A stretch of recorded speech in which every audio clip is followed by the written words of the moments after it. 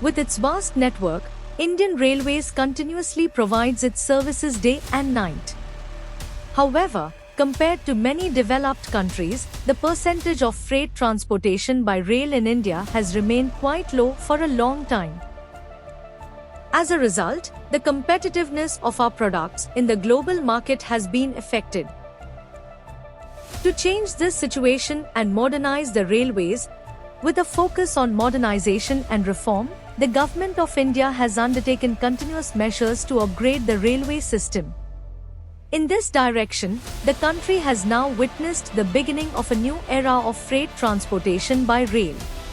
The inauguration of a 351-kilometer stretch of the Eastern Dedicated Freight Corridor has led to a significant boost in freight train speeds, tripling their average pace. Now, the fragrance of Ajmer's roses will spread across Maharashtra. The beauty of Kishangarh's granite will reach every corner of the country through the railways. The automobile industry of the NCR is now ready to connect with the ports of Gujarat and Maharashtra.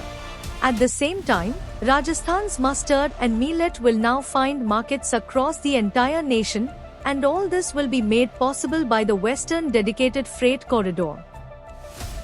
The 1,506-kilometer long corridor connecting JNPT Mumbai to Dadri, Uttar Pradesh, will provide a strong foundation to the dream of a self-reliant India.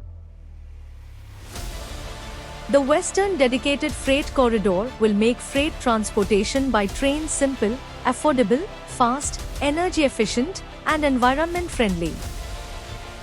This corridor will enable the movement of double-stack freight trains.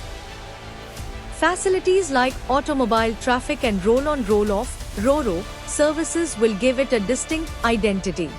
The newly constructed 306-kilometer long section of the Western Dedicated Freight Corridor, built at a cost of 5,800 crore rupees from Madar to Rewari, is now fully ready. Along with this, industrial corridors, multimodal logistic parks, container depots, and other infrastructure are being developed to write new chapters of industrial growth. At the same time, farmers and industries of Maharashtra and Gujarat will gain access to the large markets of North India. Agricultural produce and enterprises from the northern and western parts of the country will gain pan-India recognition, and the resolve of a Ek Bharat Shresth Bharat will bring more prosperity.